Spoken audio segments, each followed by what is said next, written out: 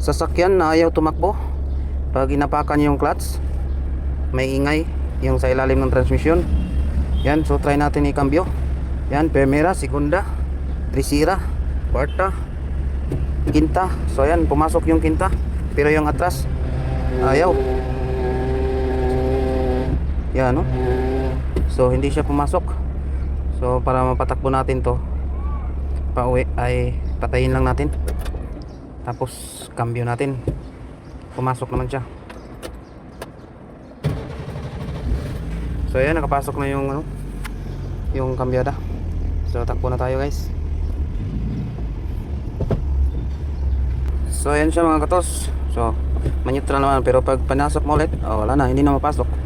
So ayan yung dahilan bakit ayaw tumakbo. So titingnan natin kung anong sira nito. Ayaw talaga. So update ko kayo mga katos kung anong sira nito.